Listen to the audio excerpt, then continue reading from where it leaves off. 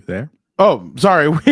We have an welcome to Lunes Live. We have another jam-packed episode. My computer's flipping out. I don't know what the hell's going on, but your favorite Compas got you covered from our Week 5 NFL takeaways. We'll talk about some of the 5 biggest games that we thought were pretty relevant, and then we will bring in Vic, the producer, to finish off this show. We are the buffers. We are the ones that warm you guys up before Sunday night or Monday Night Football. Why do you want to see friggin' the Kelsey brother? Why do you want to see other people on there? Well, Stephen A. Smith, come over and Ryan hang out with Clark. your compas as we prepare you for Monday Night Football. What'd you say? Ryan Clark is part of the Monday Night Countdown, I Right. think. Oh, yeah, that guy too. Yeah. Charger fans, you guys hate Ryan Clark, so come over here, hang out with us. But yeah, let's talk about some of the chaos that happened at SoFi Stadium. But all right, Hilberto, do you have an engagement question for our viewers and or listeners? Yes, I do. I was at that game on Thursday where the Rams Yes. just decided to take out a gun and shoot themselves in the foot like Buffering, multiple times. And also, Fernando, maybe my Wi-Fi sucks or yours, but I know you're talking, but I can't hear you because we're glitching right now. But we'll figure it out. It's been a long time since Thursday, and then Sunday, obviously the Chargers losing to the Commanders. But we're not even talking about the Chargers just yet. For the engagement question of the week. Who had the worst Week 5 loss? I don't know who topped the Rams, but the Arizona Cardinals seem like they did top it. That's my pick right there.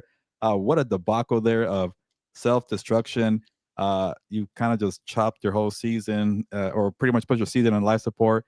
It gives me vibes of the Bears losing to the Commanders on the Hail Mary. It's over.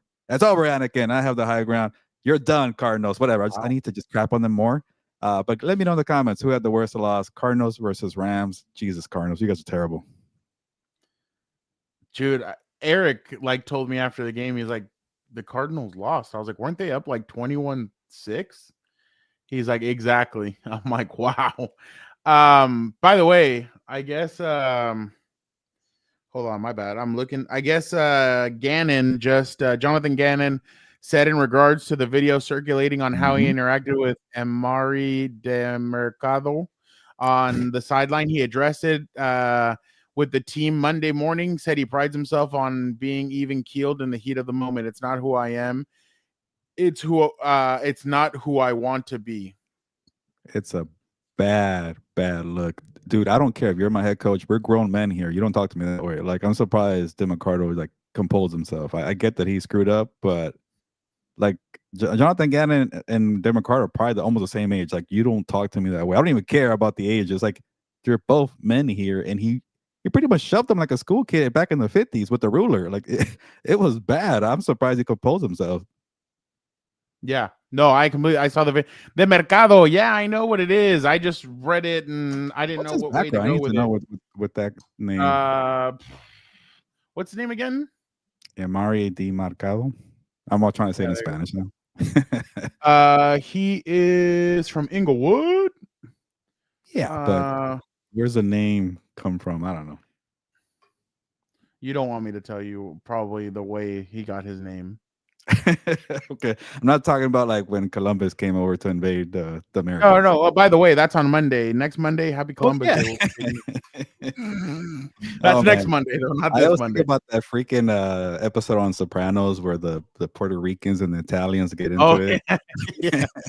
By the way, yeah. That's what Dan. So when we were in New York, Dan kept on saying that in this motherfucking house, Christopher Columbus is a national hero.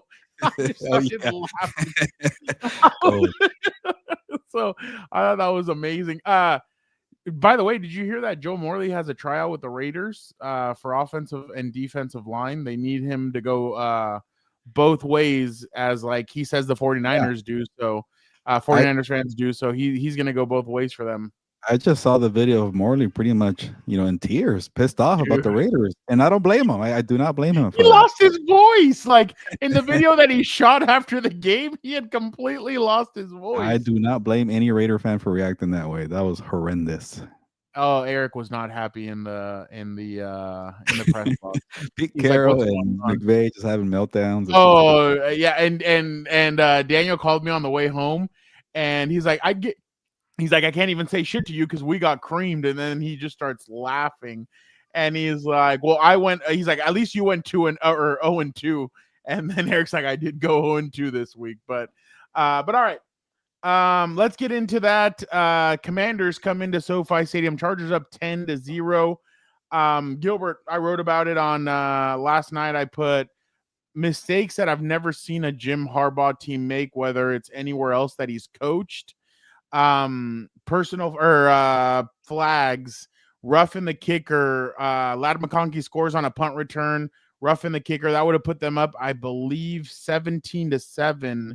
No, 17-3, 17-7. Would have put them up 17-7. They would have had momentum. There was one holding call on Trey Pipkins that they converted with Quentin Johnson on a second down. Then they convert again on 2nd and 28. They convert with Keenan Allen, illegal formation by Trey Pipkins. He was in the backfield. Justin Herbert got hit 8 times. He was sacked 4 by a Commanders defensive line that was one of the worst in the NFL at sacking the quarterback. Just uncharacteristic mistakes by a Jim Harbaugh-led team that he said, we need to fix the bleeding. We need to find a way to get this fixed. I personally don't think it's going to be fixed until guys come back. I'll give you my quick 2 cents as soon as you're done, but I kind of want to hear what you think, because obviously they start off 3-0. They got exposed a little bit last week against Jackson Dart with the whole running quarterback thing. I feel like that's kind of their weakness. And then obviously it happened more this week with them allowing another rookie running back to go crazy on them. He scores 2 touchdowns, and then obviously Jaden hurt them with his legs as well. And then Debo, over 80 yards receiving, and no scary Terry McLaurin. So Gilbert, your thoughts on this game? Yeah, this must be a very frustrating 2-game stretch for Chargers fans, because it looked like it was going very well for 3 weeks. And I wasn't saying that they were perfect, but they looked like legit contenders. And then you see the Giants game, say, okay, that's a good front. They are hurting. Injuries do happen. You could withstand that. You'll be fine. Here comes the Commanders and their so average defensive line, and they still wreck them, and they still put pressure on Justin Herbert. So to me, you could definitely be very concerned. You could definitely have a panic when you're thinking about big picture. Like, this team went from being a legit contender to like, they'll maybe make a playoffs. They'll probably survive. But it's one of these times where, and I read about this a lot this past week, Fernando, because there were so many results that were so chaotic. Where like, it's okay to just live in the moment. You don't have to think about what happens beyond October or beyond week 5. Like, we won't figure that out until the teams get there. So maybe that's the way to make people feel composed and woosah and take a breather. Like, we have no idea what's going to happen in November and December. Right now, they don't look like legit contenders because of the terrible offensive line, the injury waves, and Amari Hampton having the injury too as well. Khalil Mack is out too. That does affect the defense, but it's one of those things where, like, okay, how do you stop the bleeding? Like, how do you, like, the dam is falling. How do you just kind of, get by and keep it afloat? Like, this is not keeping it afloat, like the Bengals and Joe Burrow side. It's not that bad, but there is a lot of issues here. When you have a front that's not very good, and Justin Herbert can't do anything behind that. And the good thing about the first 3 weeks, Fernando, I'm a little over the place with my thoughts here, because honestly, that was one game I stopped caring about. It was over. Like, the second that Quentin Johnson fumble, the second I saw the defense, they couldn't contain. That's what Dan Quinn told them. That was the game changer. It was over by then.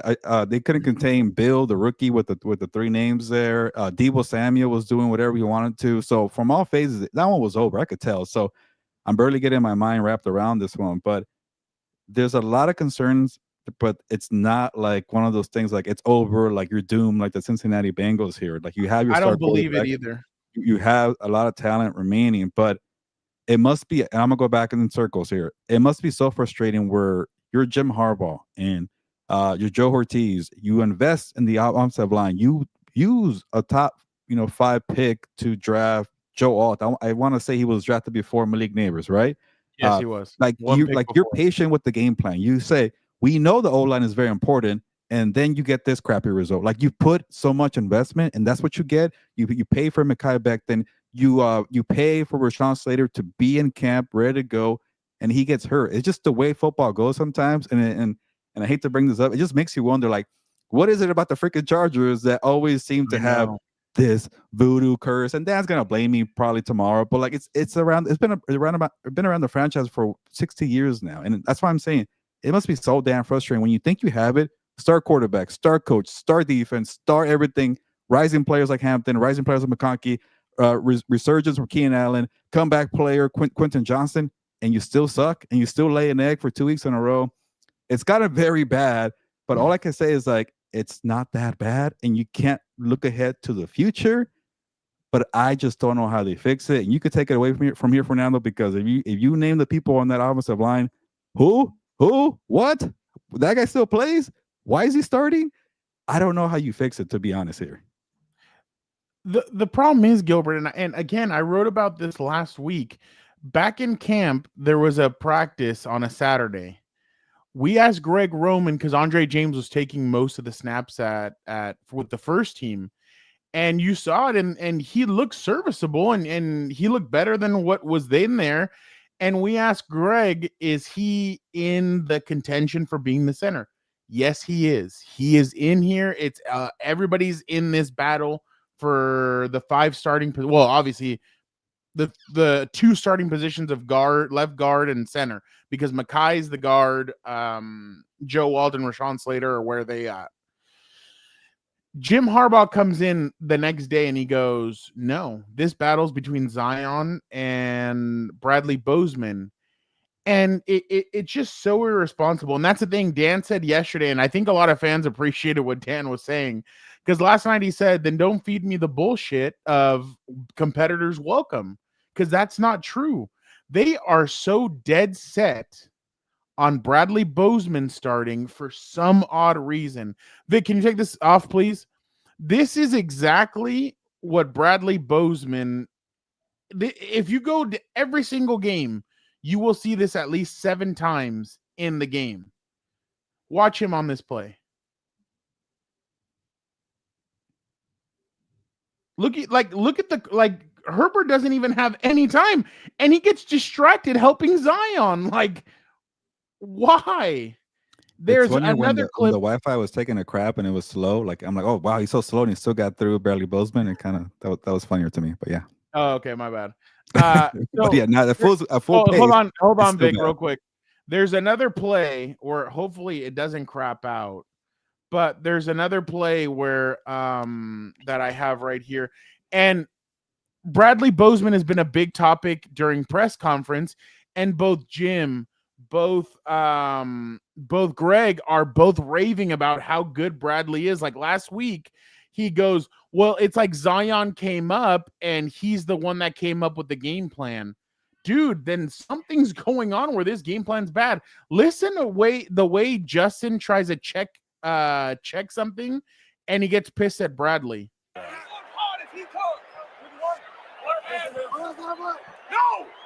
Empty backfield. Blitz is coming. Herbert in deep trouble. Throws it away. Incomplete. There was. Jeez. Like, you could hear Herbert's checking and telling him he's coming in. 94's coming in hot. Bradley checks to something else, and then Justin goes, no. And he has to hike it because the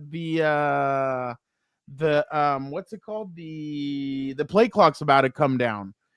And Gilbert, Justin Herbert right now, and again, I know Vic didn't want us to get too much into this because we have something planned for tomorrow. Gilbert, Justin Herbert is on pace. Everybody loves the connection between Jim Harbaugh and Andrew Luck. Well, Andrew Luck was hit 580 times in his first 6 seasons. Justin Herbert's on pace to get hit 625. Daniel Popper had the stat.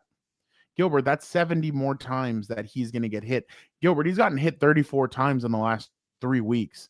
How do they expect Justin to survive the season? I'm sorry. If I was Justin, I'd become a diva, and I'd be like, I'm not playing in front of that offensive line.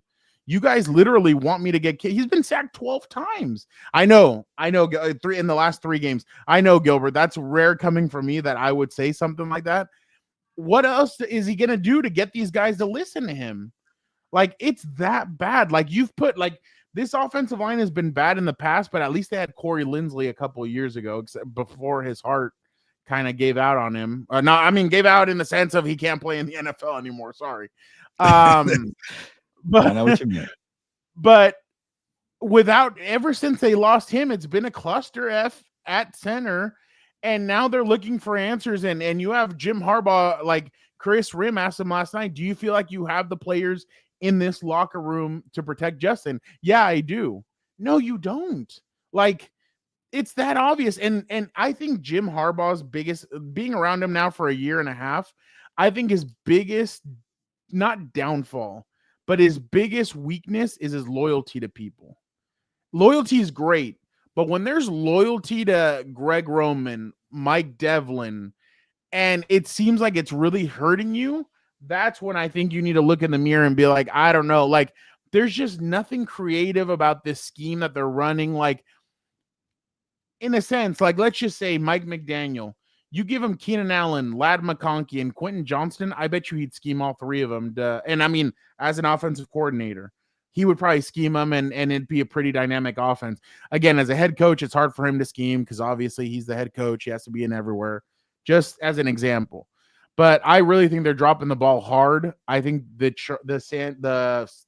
LA Chargers organization is wasting the prime of Justin Herbert the same way they wasted the last few years of Phillip Rivers, even though the last three he was piss poor. But before that, like, he was on it and they wasted his prime. And unfortunately, it seems like they're kind of doing the same thing over here with Justin Herbert, which is unfortunate because the guy's super talented. He has it. The team just doesn't have. And that's the thing, again, Gilbert. Just Jim Harbaugh, what did he say? I woke up at 3 a.m. and I said, I need to get Justin Herbert to the Hall of Fame. And then what was the other quote? Everybody needs to play up to the standard of Justin Herbert. Zion Johnson, Bradley Bozeman, Foster Sarrell, Jamari Sawyer, Austin DeCalcus. They're not in the same zip code in the same country as Justin Herbert. So I don't know what they're going to do. Rashawn Slater's not walking through that door. And you know what I was thinking about last night? I was telling Eric, not at 3 a.m, obviously. I told him now that this is just going to rush Joe Alt to get back. That's what they're going to force him to do. Not force him in the sense of they tell him you need to come back now, but it's going to force him because that guy's an animal in the sense of, like, he wants to be out there. He knows he wants to win, but I think that's going to force him to come back. I'm not saying he's going to come back for this game. I think for the Indy game, he's going to be back. But I really think he's going to try and force his way back because he sees how hard the team's bleeding. Gilbert, if I was the Dolphins, I'd go cover 0. What the hell are you? What? There's no Omarion Hampton. There's no Najee Harris. There's no running back to be a threat on. Just go cover 0 the whole game. Just completely blitz them. Let's see what they can do with that. So it's crazy. I didn't think we'd be at this point, but again, Joe Ortiz and all that, like, people are saying, oh, bro, Tom Telesco was better. He wasn't. Look at the drafts that he's had. I know he hasn't drafted offensive linemen except for Joe Alt, but at least Tarheeb still, guys like those guys are playing and they're playing well. So I think that's a stretch for people to say, oh, we want Tom Telesco back. I think that's really bad. But sorry, Gilbert, I kind of went on a tangent. I didn't get to talk last night about this.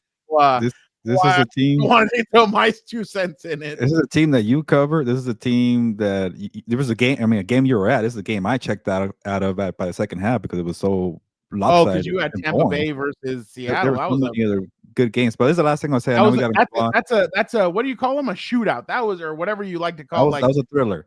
A thriller. There you go. Let me just say the last thing. I know we got to move on, but part of me doesn't want to put a lot of blame in Harbaugh and Ortiz for not investing. Like, I don't want like investing in a center, and that's the thing. I know people don't care about centers. It's not a sexy conversation, but it's hard to find the center, and then when you really need one, it's hard to invest in one and get one in the first round. And there's other teams that need a center. So a Gray Zabel goes in number 18. He probably shouldn't go 18, but you don't think about it twice. Who cares if the fan base is bitching and complaining? What are you talking about? Why are we getting a center? He maybe he's a guard. Like he shouldn't be a top 20 pick. Like People F bitch all when they that. got Joe Alt. Yeah, like forget about all that. Like, and here's the other thing. What about free agency? What about this guy? Ryan Kelly just went on IR for he went on IR for the Vikings. 2 concussions on the year. Missed pretty much 7 games last year for the Colts. Like free agency for offensive lineman is a crapshoot. Like Dan Moore Jr., who got 4 years, 82 million from the Titans, has been terrible. Will Fries, also with the Vikings, has been terrible. The Vikings have given up 21 sacks, the most in the league, and Will Fries and Ryan Kelly got the bank. But people want to complain and say, go throw money at the free agents. It just doesn't work that way, especially for the O-line. Good old linemen don't make it out of the building. Like, I'm tired of saying that. Like, linemen, if you have a good one, they're gonna stay in house. And for some reason, if they do make it out, it's very rare. It's because the team has a better option, a younger option, and a cheaper option. If you cross all 3, then you let the guy go. But it rarely happens. So yeah, complain about the GM, complain about the coaches, but at least they invested in Joe Alt when the time was there, and they did it. You got to make a better effort for center. I'm not trying to give him a full pass, but I'm just trying to give behind the scenes that, like, it's difficult to prioritize a center in the first round. It's difficult to get one in the free agency because they just don't make it out. But I gave you the leeway here, Fernando, because this is one team I'm not worried about too much. Like I will complain about other teams, and I don't stop myself from going off. But this one, I think I got to see how it plays out. Let me talk to you. Yeah. You know what's funny? Tyler Dragon texted me and he goes, "They're not making the play." I was like, "Dude, there's still a lot of football left. Like, they're gonna most of these guys are gonna get them back. Like, I would hold off on that a little bit." But lastly, remember what Anthony Lynn told Dan when he met him at the Super Bowl 2 years ago about offensive linemen. It's hard to find good coaches. It's actually like a crisis that we're not talking about. It is. It is. And that's why it's time to get Dan and Dago in the NFL. But all right, let's move on real quick. Let's go over to the Rams, Gilbert. Very surprising. Multiple injuries on that 49ers team. And obviously you were at that game. I will let you take it away, but just real quick, Mac Jones, 33 of 49, 342, 2 touchdowns. Christian McCaffrey, 22 carries, 57 yards, 8 catches, 82 yards, 1 touchdown. Kendrick Bourne, 10 catches, 142. Like I told Tyler Dragon yesterday, keep on laughing at me. Quarterback rehab works. It is working on Mac Jones. And lastly, Kyle Shanahan said it best. They looked at that. They were 8.5 underdogs, and he laughed at it. He told the team nutted up. They came out. They put the 49ers or the Rams down early. I still think that the Rams, whoever the hell's the PA guy, they need to stop doing whose house when the 49ers are there, because they are glaring and they're blaring and they get loud. But I think this is a good punch in the mouth for the Rams. They needed something like this. I'm sure they thought they were going to steamroll the 49ers, thinking, oh, yeah, those guys have a bunch of injuries. Let's just go in there and we'll win this game and move on to where are they going? Baltimore and then London. Yeah. But yeah, Gilbert, 49ers are for real, man. I think they may be legit even with all the injuries, but unless you think it's a one-off, but I was very impressed by the 49ers performance. Yeah, let me give you both sides, and I'll start with the 49ers because I don't think it's a one-off, but I also still don't think they're like a legit Super Bowl contender. It's like, yeah, they're like, I keep telling them, they're survivors. Like, I'm done like counting out that team regardless of who's on the field. Like, credit to Shanahan and John Lynch. They've built depth and have star players, and they've been hitting in the draft. They have some good coaching, Robert Saleh and Fred Warner are pretty much like, coach 1A and coach 1 and coach 1A, and Warner just playing at elite level, and guys are feeding off at like Alfred Collins, having some key momentum changing plays. Like, that's a very young defense. So, credit to the whole organization, but like, I still need to see more from them. And they are at the top of NFC standings at 4-1. They get beat up by the Jaguars, but they're going to be in the game. And, part of me, like, I pat myself in the back for saying this is going to be a close game. I took the 49ers in the points there. I took the +7, and then it got up to +9. And that's where I got in trouble when it came to I'm giving all my betting angle here, Fernando. Survivor pool, and that's where like you pick a team every week. If you You don't went get Rams? I did, but okay, you understand Survivor pool. I explained to you the rules Yeah. here, and I was gonna go Cardinals. They're playing the crappy Titans. I'm like, nope, they're gonna choke. I don't trust them. And then I started seeing all the line shifting You should for have the. gone with Rams next week against Baltimore. I was gonna lose regardless. It's gonna be Arizona or Yeah. Rams, and I just started like feeding into the whole narrative. Like, who do they have? No Pearsall, no Jennings, no Purdy, no Nick Bosa, no George Kittle. And I saw that the line moved from +7 to +9. I'm like, oh crap, that's a big jump. People are really freaking out here for the 49ers, and I kind of fed into it for a little bit. But the point is, they're gonna keep games close. Like Mac Jones is a talented quarterback. I still got to see more before we start talking about quarterback competition, but we'll talk about that later.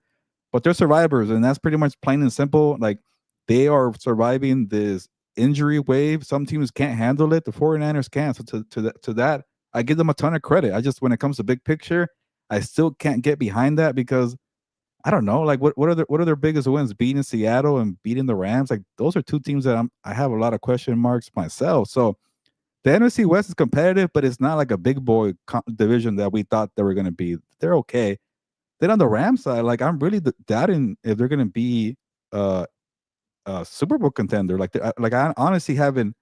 Not even that. Like I've never actually considered them to be a real threat to win the Super Bowl.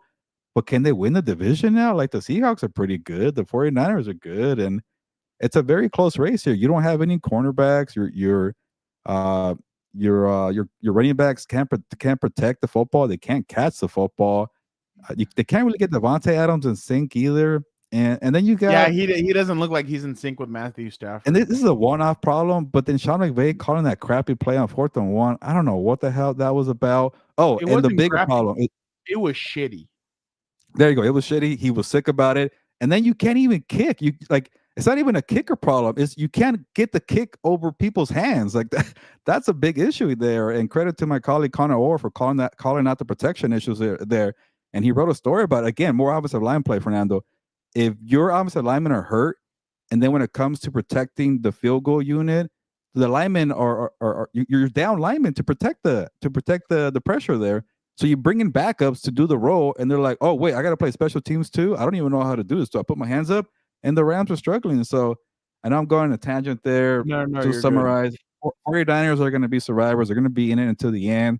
And the Rams, they're not as good as people thought they were. Like I know that I was down on them, like to an extent, but now I'm thinking like, should I be a little more down on the Rams here because they have a lot of issues here. Nah, they'll blow out Baltimore and they'll go to London. Who are they playing in London? Jaguars. I think that'd be a tough one. They're starting to get my respect here. But they'll play tonight. We'll find out about Jaguars tonight. By the way, I saw a Rams fan after that field goal miss on Twitter. He goes, F it. He's like, I get it. He's a shitty person, but we need somebody like Tucker.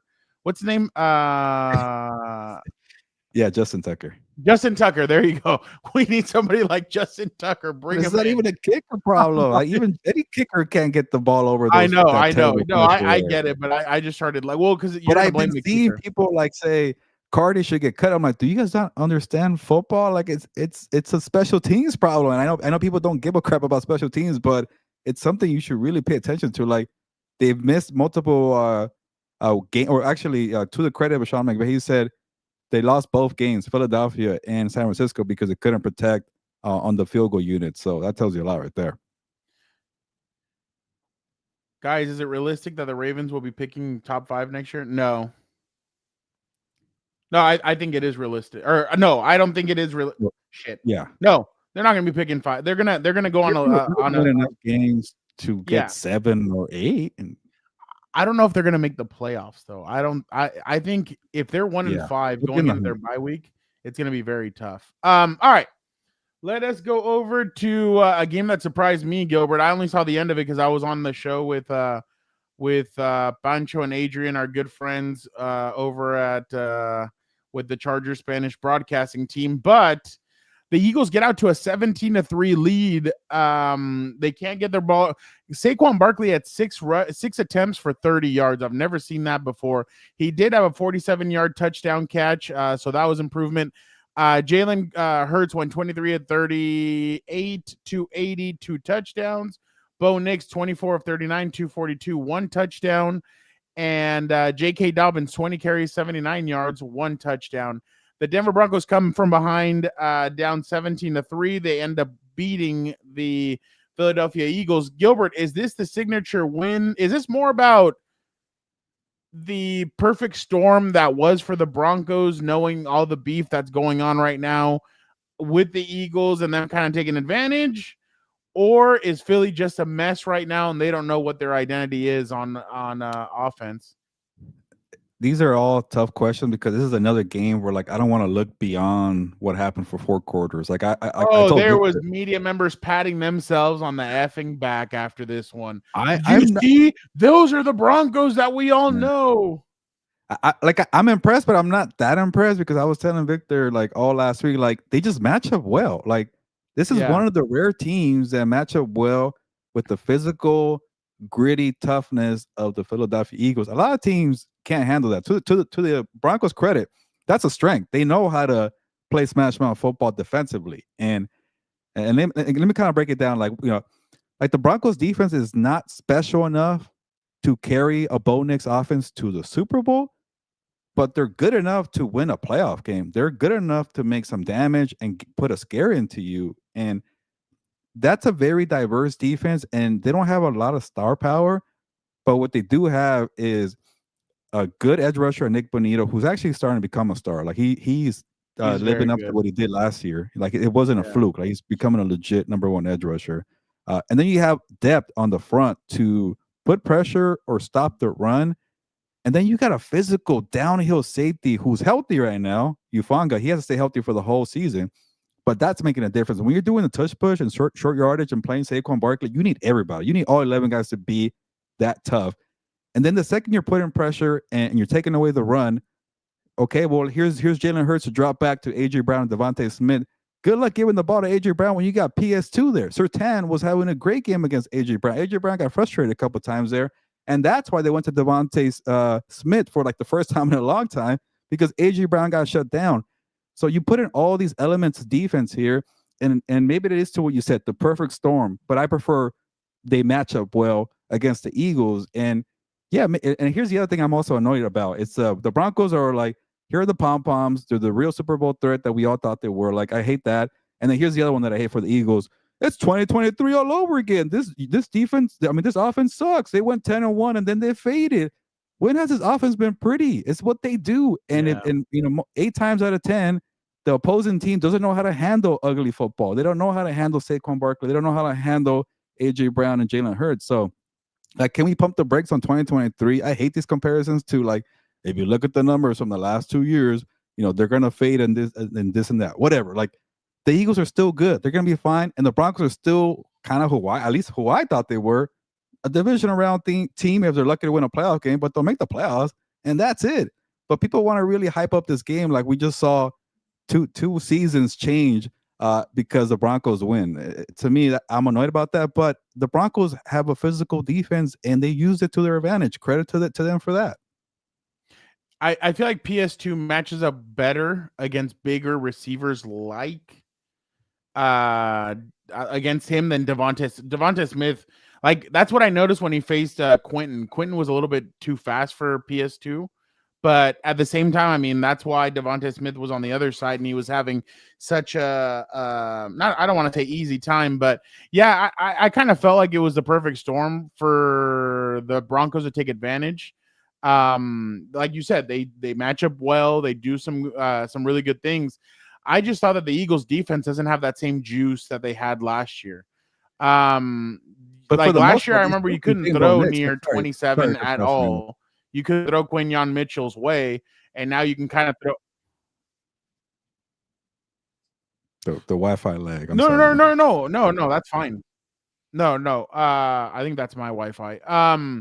But yeah, no, I definitely think that they did obviously the Broncos, they got it together when they needed to. They got it together at the end. They were able to go and win the game. So I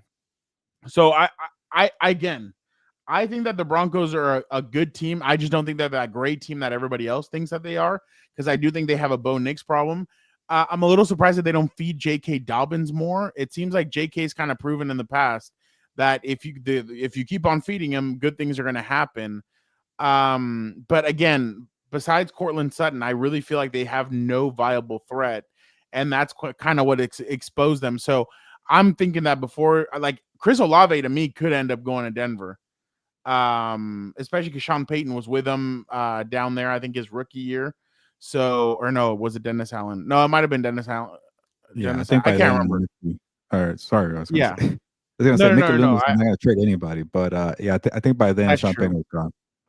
Yeah. So, well, I definitely think that Denver beat them, but at the same time, if we're being completely honest, I just think the Eagles needed a loss like that, and that's what they took. So, yeah, I mean, I don't know if they're a threat, just because I think everybody's kind of bad in the AFC right now, and we're kind of noticing that. But it's wide open again. I think suddenly if the Chiefs win the game tonight. That's why I don't think the Chargers are completely out of it. Like, people think that they're out of it. I still don't think they're out of it.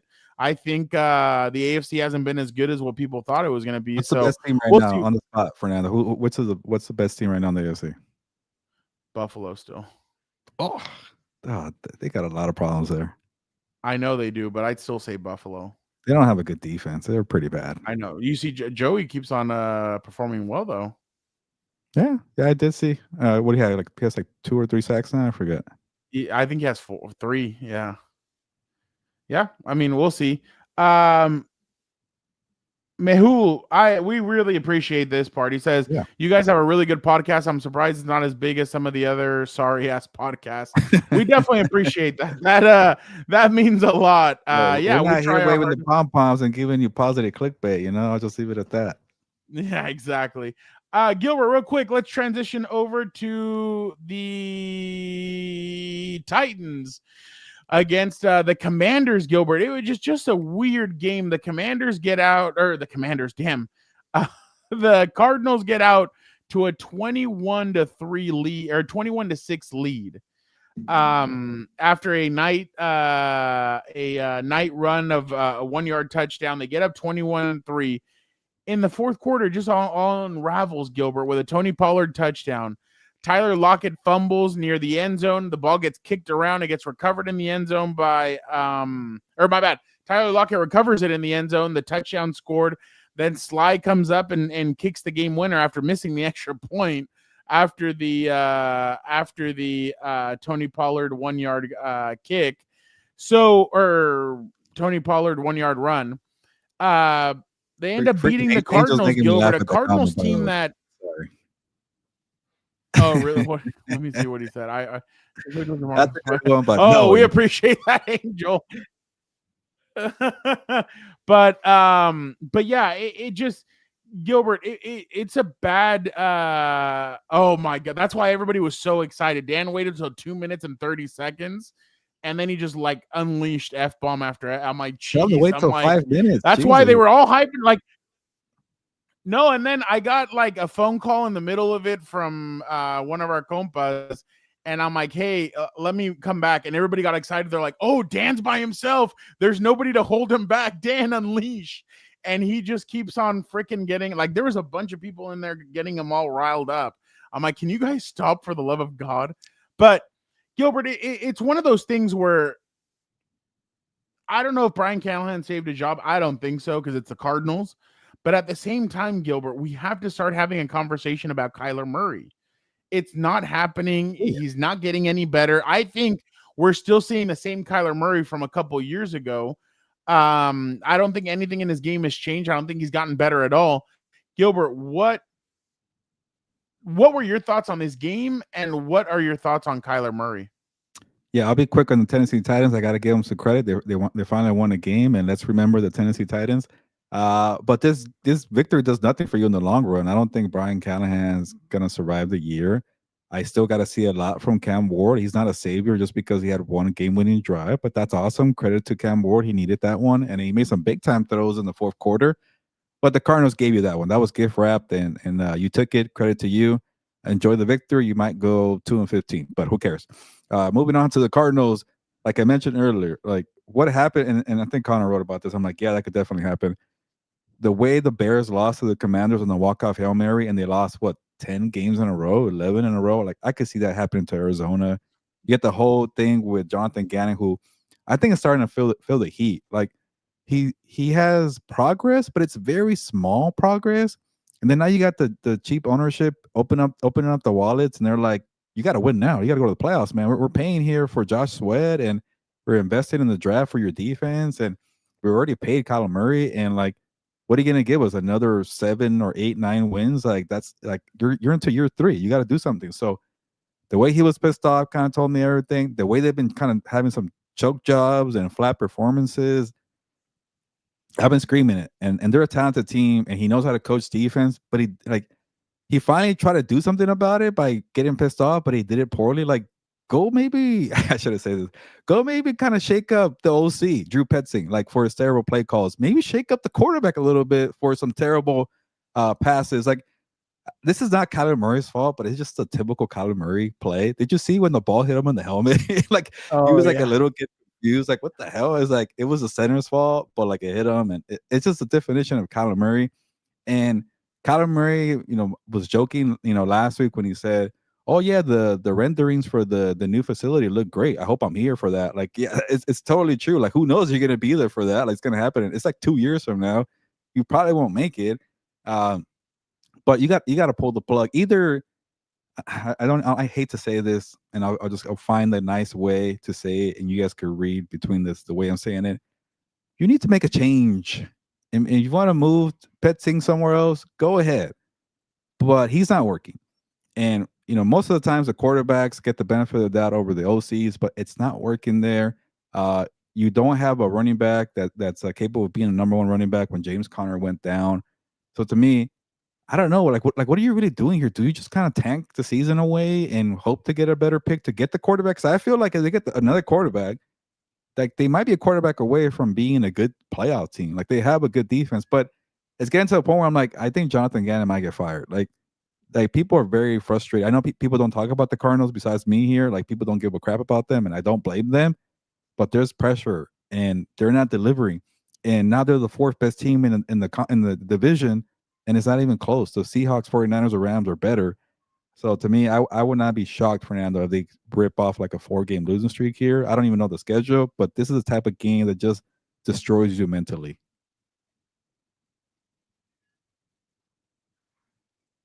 Can you hear me or no? Am I there? Yeah, but I wasn't sure if my connection was starting to No, get to you. It's me. Yeah, it's a pain in the ass. I know. Yeah, you sent your bad juju my way. Your bad Wi-Fi juju my way. Which is funny because usually the low Wi-Fi marker comes up the whole show. I haven't seen it once here. Oh, I've seen it the whole show for me. So yeah, exactly. So but no, I agree with you. I just don't think I think ownership is going to get very annoyed with Gannon, with Kyler Murray. I think they're going to be a package deal, and I think even the GM might be in that package if they're not careful. I think Callahan's still on the chopping block. They might want to try and get another offensive mind in there. So yeah, but again, Gilbert, that's why I say if you're going to fire a head coach, or if you're going to draft a quarterback, and you've already noticed that the head coach sucks, why not just fire him along with it? Start over with a brand new head coach, a guy that wants that quarterback that you have, and then go with it. Not who knows? Maybe Brian Daboll, if he gets the Titans job, maybe he doesn't want Cam Ward or you know what I mean? Like when it comes to that kind of stuff, you should pair up the number 1 overall pick or the future quarterback with the head coach that you have. But I mean, teams rarely do that. Look at the Bears. The Bears are now they are on their bye week, I guess, but still, it hasn't looked pretty yet with I'll give you a better one. Caleb the Williams. Carolina Panthers, Fernando. When this message gets to you eventually in the dial-up era, the Panthers and Bryce Young, that is the most frustrating rebuild in NFL history. Like, he has the crappiest first half I've ever seen from a quarterback, and then he lights it up in the second half.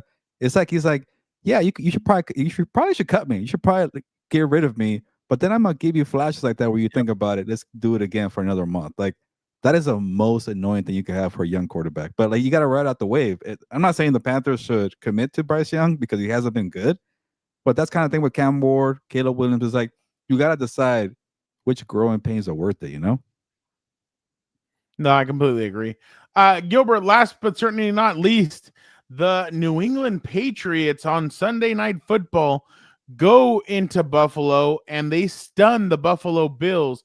Drake made 22 of 30, 273, 0 touchdowns. Both of their touchdowns were scored by Ramon Stevenson, the running backs. He had 7 carries, 14 yards, 2 touchdowns. Stephon Diggs on a revenge game, Gilbert, 10 catches for 146 yards. On the opposite side, Josh Allen, 22 of 31, 253, 2 touchdowns, 1 pick.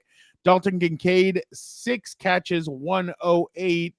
Gilbert, your thoughts on this game? Man, Drake May was very impressive, and I made a joke in my story from yesterday. It's like, people heard about Drake May being good as a rookie, but I'm like, did you actually watch Drake May? Like, have you heard about this indie underground band that's supposed to be very good, but people tell you they're good, but you've never seen them perform? And that's like what Drake May did in primetime for the first time. Like, you maybe heard about him in a podcast, maybe you saw him in the witching hour and Red Zone for a little bit, but that's it. You haven't seen a full sample size of Drake May, and to me, he came out confident. That was a raucous environment in Buffalo. Like, he doesn't have the best surroundings, but he made a 31-year-old Stephon Diggs like turn back the clock, and he was feeding that guy. And once he got that rhythm with Stephon Diggs, he was just balling out, giving the ball to is it Booty or Butte? I don't know how to say his name. He just seemed like he was like determined to will them the victory, and those are great signs for a franchise quarterback. Pretty much went perfect in the fourth quarter with the game on the line. Went toe to toe with Josh Allen, and I know you're asking me about the Patriots, but I'm like, the Bills in a way didn't say it, but they kind of crapped on Stephon Diggs and saying like, yeah, like, we have this better offense now where everybody eats here and everybody gets their own love here. We don't have a wide receiver that takes all the bulk of the carries, and Josh Allen became an MVP. And then Stephon Diggs probably hears that narrative. He gets pissed off. He says, F you guys, I'm going to go have a baby with Cardi B, and I'm going to make Drake May better than Josh Allen. And Drake May looked so much better than Josh Allen yesterday. It was one game, but I could see these guys battling in the division. I keep wanting to say conference. In the division for the next 10 years. So to me, it was a nice coming out party for Drake May. The revenge game for Stephon Diggs was kind of sweet and a cool idea. But Stephon Diggs will probably be there one season and that's it. But Drake May, he's well on his way to being around for a very long time, Fernando. Gilbert, a little bit of breaking news. Chiefs now have added left tackle Josh Simmons to their injury report. He is battling an illness and is questionable for tonight's game. That's a tough one. That's going to bring the pressure. But what's the edge rusher for the Jaguars not available? Oh, it's Trayvon Walker. Who's been? Drake May, from the little that I watched in this game, Drake May was pretty impressive. He had poise. He would stay in the pocket. Obviously, like you said, the Bills' defense is very sus. So they don't have much of a pass rush. They have some good corners, though. I like some of the guys that they have back there, but yeah, it didn't look good for them last night. I thought last night in their icy whites and all this shit, they were gonna maybe go and beat them up. Same as the Chargers. They had those powder blue. I think those powder blues are not going to be the new ones that they go 0-6 in, like they did in with the all navy or whatever. But yeah, no, Drake May controlled the ball. He didn't turn the football over. That's the name of the game. They were able to move the football when they needed to, and they ended up making more plays than the Bills. The Bills are going to need to find guys that step up. I mean, if you really look at it, besides Kincaid, Shakir, 4 catches, 45, Palmer, 2 for 36, like I've said before. Keon Coleman, 4 catches, 23 yards, 1 touchdown. Like, guys are going to need to step up, and they unfortunately didn't step up on Sunday night. But I mean, it is what it is. We'll see what happens with them moving forward. But I still think the Bills are a good team. I still think that they're going to make the playoffs. They're going to be in there in the AFC Championship when it's all said and done. But we'll see what happens when they do that. Yeah, that's can't give you question. these snarky, sassy comments when the Wi-Fi is lagging in on your end, Fernando. Jesus. I know. Whoa, don't take my Lord's name in vain. All right.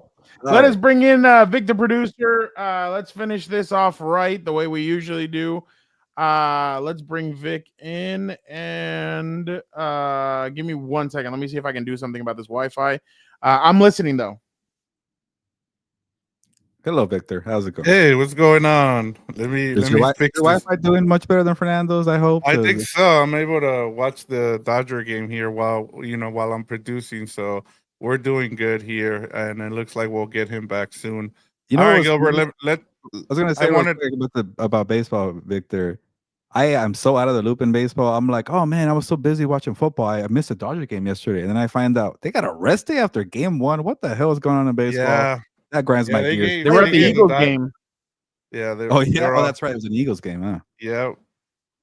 Yeah, and then it was crazy because the Mariners and the Seahawks had to kind of change some stuff up because of they're right next to each other. So there was a lot of issues there too. So luckily they were able to move the Mariners game to the later time. I think they didn't start till later on at night. So Eric was surprised. He was excited when he found out his Mariners won.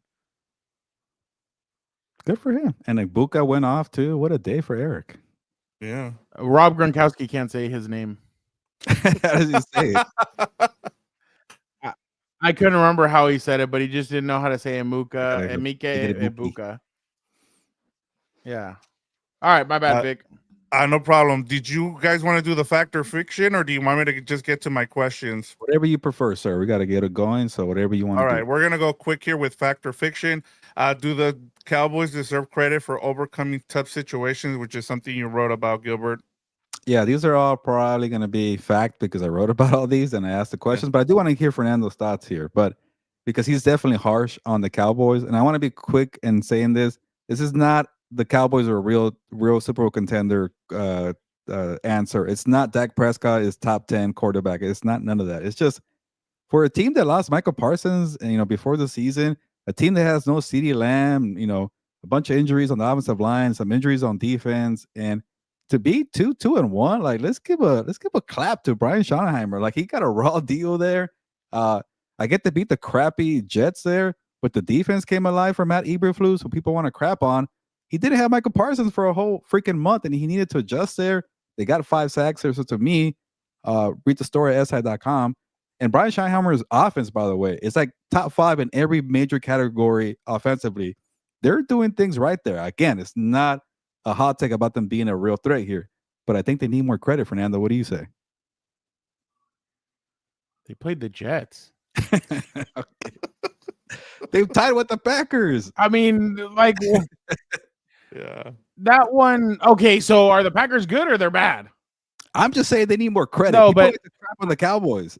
I give them credit. I give them more credit for the Packers tie because they did it without CeeDee Lamb, and what's his name went toe to toe with George Pickens as his main receiver, and you could see how emotional what's his name gets. What's his name? Jerry? How emotional no George Pickens gets. Yeah. So, but I do have to give them credit. I mean, they're not they know that they're not going to be without CeeDee Lamb. They're still making plays. They're still playing winning football, and I do have to give them credit. I just don't buy it. Like, I don't think they're going to go anywhere. Javonte Williams, he was kind of an afterthought when he left the Broncos, and he's ran pretty well for the Cowboys. So you have to be pretty impressed. I'll just keep mine quick too with what you just said. To me, they're the Bengals from last year. They have a really good offense. That defense is, they're going to do just enough to keep them in games. And, what I really liked is Dak has taken command of that offense. He's the one running that offense, and we'll see what happens going forward. But to me, they're the Bengals from last year. I'm kind of surprised you're giving them credit, but Gilbert, but I get it. I also think you're kind of insulting this defense by calling them the Bengals defense. They shut down Justin Fields on the running back. Justin Fields 26 yards. Other teams couldn't do that. Like I think Eberflus figured something out with the adjustments. Again, they got a raw deal, and I don't get why that's such a hard thing to fathom. Like this could maybe be a wild card team. I'm not saying they're going to be a real threat, but like the offense is really good, and the defense maybe turned the corner there. I don't know. Yeah, we'll see. All right, we'll stick. We're actually here. I want to hear from you guys about this because I'm actually interested in this. Fact or fiction? Is it time for the Raiders to ditch Geno Smith? Fiction. Oh, why? What do you mean? You don't want a top 5 pick? He's doing exactly what you want. That's fair. You're about to get a top 5 pick. You could have your quarterback of the future if you want. You need to load up on draft picks. You need to get guys in there. You need to kind of trim the fat. I mean, if we thought that the Chargers project was 2 or 3 years, it was going to take Harbaugh to kind of get this going. For the Raiders, it's probably longer than what Pete Carroll envisions to be there with the Raiders, just because of the fact that they have no quarterback. Their offensive line is bad. Like they need offensive lineman players. They need playmakers. They have a great tight end. They have a good second tight end. Their defense, they have one real playmaker and he's good, but the rest of them are kind of guys that they put together that bang and they do a good job. But yeah, what do you just I know they won't admit it, but because Pete Carroll has an ego, like he's a winner and he's won everywhere else he's been. If I'm Pete, I just say, you know what? Steer the course. You're Captain Jack Sparrow.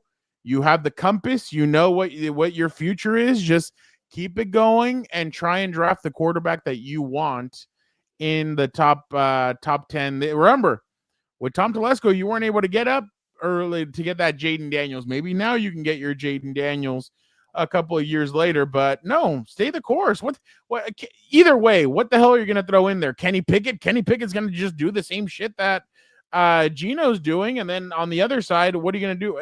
AOC's injured, right? So he can't play. Yeah, he's on IR. Yeah, IR. Yeah. So what you're going to bring in 2 gloves? Like, no, just leave it the way it is and just let write Geno to a top 5 pick. Hey, Teddy Two Gloves is Teddy Bridgewater. You call Kenny Pickett small hands, okay? Get it right. But Fernando, I think but he still has 2 gloves. Yeah, that's true. I think we're in agreement here. I'm not saying ditch Geno Smith right now, but ditch him in the offseason. And we don't have the time right now, but I really want to go and rip into the Raiders organization because I get Mark Davis is not the full owner anymore, but he's still majority owner. And there's something there that I'm like, why do the Raiders seem content with being average? Like, I get they've been crappy for so long, but like to them, it's like, yeah, we get 8 wins. That's great. Like, and I started thinking about it, I'm like, and I forgot about this, but the last time they drafted a quarterback in the first round was Jamarcus Russell in 2007. And then I'm like, are they that, like scared about drafting a quarterback in the first round again? Like, because the second they got Derek Carr, is like, he's good. He's not great, but he's better than Jamarcus Russell. Let's keep that guy for 9 years and keep the cycle going of being mediocre. And then you finally cut ties. What do you bring? Gardner Minshew. You bring Jimmy G. You kind of hit your wagon a little bit on a 4th round pick, AOC. You bring in Geno Smith for more mediocre quarterbacks. It's like, are they afraid to develop a 1st round pick? Like, I don't get it. Pete Carroll won't do this. He won't tank the season. Tom Brady, and another thing about Tom Brady, and going to the whole thing, again, I have a lot of thoughts about the Raiders. Good star players tend to be terrible GMs and terrible coaches and terrible owners because they're so competitive. They don't know how to rebuild. Like, imagine Tom Brady saying, the ultimate competitor, hey guys, we suck. Can we lose the rest of the games? No way in hell Tom Brady's going to say that, but they should lose every freaking game the rest of the season. It's time to get a 1st round quarterback. Enough is enough. Stop being so afraid to develop one because you screwed it up 18 years ago with Jamarcus Russell. You took a whiff. You sucked there. That's your dad's fault, Mark. takes a control of the team and has some cojones and draft a freaking quarterback. Like the Patriots lost Tom Brady and they got Drake May. They sucked for a couple of years and they were fine, but for some reason the Raiders want to be like, I like Derek Carr, he's safe. I like Geno Smith, he's safe. I like Gardner Minshew, he's safe. I like Jimmy G. Those guys suck. Go get a real quarterback. I'm done. Derek Carr wants to come back too. Yeah, he might be better than Geno at this point. Geno has a league high 9 interceptions. He's terrible right now. By the way, can I tell you real quick what pisses me off? And we'll get to Vic. Sorry. I just saw it right now on Twitter because I was looking for something to show you at the very end. I hate that people are like, oh, Brandon Staley and Kellen Moore were able to beat Jackson Dart and the Chargers couldn't. You gave them the blueprint. Like they showed all their hand against the Chargers. Obviously, the Saints were going to pick up on it. Like there was no film on him, and they finally had film. So I just think it's dumb, like the anger that some people have, and they're trying to make sense of everything. I'm like, sometimes the NFL doesn't make sense. I mean, if that makes sense. So all right, my bad. Go ahead, Rick. Huh? Yeah, no, I'll keep mine short, and I think I'm with Fernando in terms of like my thing would be just tank at this point. Like you're doing the right thing right now, but I think my biggest issue with this team right now is there's a lot of problems. It's the thing that you just talked about earlier, Fernando, about Boseman and the center. For if you ask most Raider fans, especially Joe Morley, you don't understand why JPJ is in the center, why he's playing right guard. It makes no sense. Yeah. And then Pete Carroll keeps saying, oh, he's in a competition with Alex Kappa. Alex Kappa, who was terrible with the Bengals last year, that's who he's competing with when he's been the best offensive lineman when he's played. It makes no sense. Chip Kelly just looks terrible again. He makes no adjustments. Like I said, I understand everybody, you start with the quarterback and you go from there, but there's a lot of issues here. And Pete Carroll looks old. Like especially when reporters are asking like it's just like, well, and he I is know, old, I know. I'm just kidding. But the whole like, well, he's so young and he's out there like looking more young than everybody else. And it's like, yes, there's a reason why the Seahawks let him go. Like, he can't keep up with a lot of these guys. Like, and I thought the Chip Kelly thing was actually really smart, but the more you look at it, honestly, at the end of the day, like the guy that's coaching the best is Patrick Graham, who's been there for a couple years. Like they keep giving him scraps and he keeps coming up with something.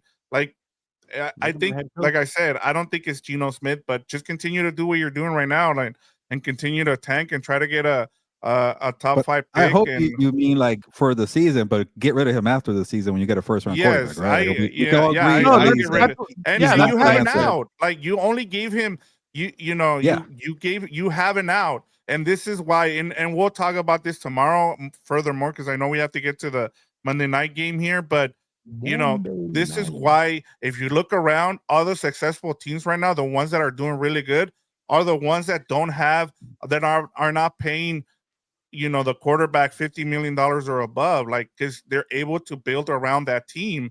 And like I said, we'll talk more about it, but I wanted to get you guys just the Monday night preview as we leave here. Jags and Chiefs. Yeah, what is going to be the storyline coming out of this game, guys? Is it Chiefs prove that they're still the team to beat in the AFC with the win over the Jags, or Jacksonville continues a surprising start to the season with another quality win, Gilbert?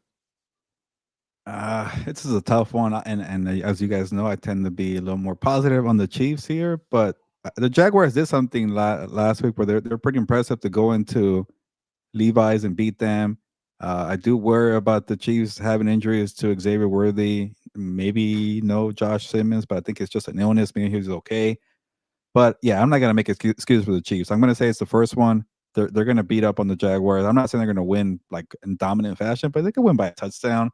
And then improve to 3-2. And surprise, surprise, the Chiefs are not going anywhere. The sky is not falling in KC. People are trying to write them off so quick. I get people are tired of them, but I'll give myself credit here because chill, other people.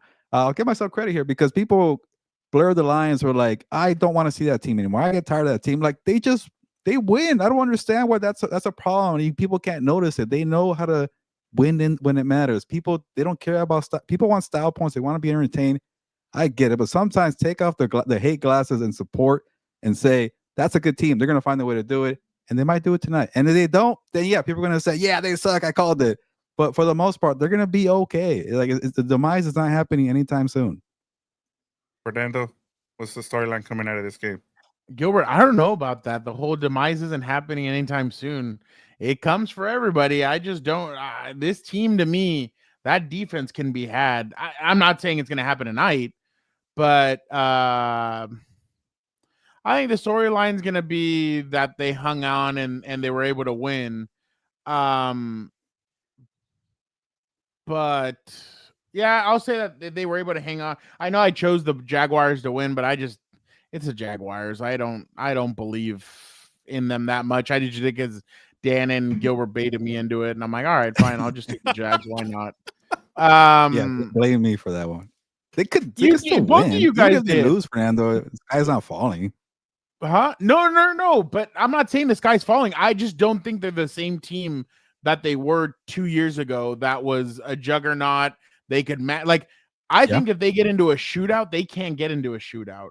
That's what I'm saying. Like, I don't think their offensive line is as good as it has been. I don't think their defense is as good as it has been. I think they're getting older. I think Travis Kelce.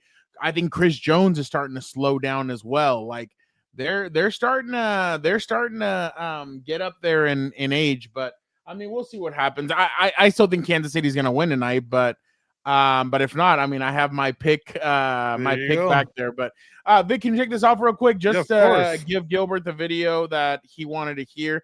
This is Rob Gronkowski trying to pronounce the name Gilbert. Oh. Ohio State. Emeka Egbegboo going for over. Oh my God. Emeka? Not even close.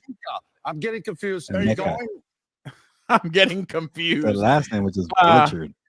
Guys, one thing you guys should not be confused about is you guys love the Compas. You guys, again, go to this. You guys have a really good podcast. Surprised not as big as some of the other sorry-ass podcasts. Again, we appreciate you guys. And listen to what Angel said. Angel said, just wait until tomorrow. The podcast gets better. Hopefully, for 10 minutes. Dan goes rated R. By the way, 6:45 to 7. Call it 10 minutes with Dan and Day go once a week. Hey, 10 minutes is better than no minutes. By the way, I do hear there's a return coming next week or tomorrow.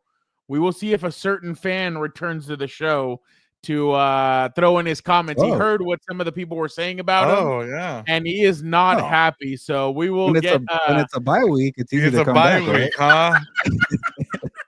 I'm gonna put a caption: "Bye week, cheese eating bastard." Exactly. There you go. Again, thank you to everybody who checked us out. Don't forget, tomorrow at about 5:30, we will start the Four Compas show. Gilbert and I will start it off, then we bring in Vic, and then when Dan is able to grace us with his presence, he will show up to add the boom. Obviously he doesn't like the boom, but he will add the boom. Exactly. Appreciate everybody so much. You guys are the best. But for the time being, don't forget to like, comment, subscribe. Don't forget to let your compas know that we have a bunch of stuff coming out. We have a bunch of great stuff, so make sure you guys keep on tuning in. Appreciate everybody who checked it out. Gilbert, why don't you get us out of here? Yeah, let's get out of here. Check out everything we're doing on Compas on the Beat, everything we're doing on What's Up Boats, everything we're doing on House of Horns. Support. Be a compa, tell a compa about Compas on the Beat. But it's time to get going. Enjoy Chiefs, Jaguars, Charger fans. You can root for the Jaguars. But it's time to get going. Y nos vamos, pues.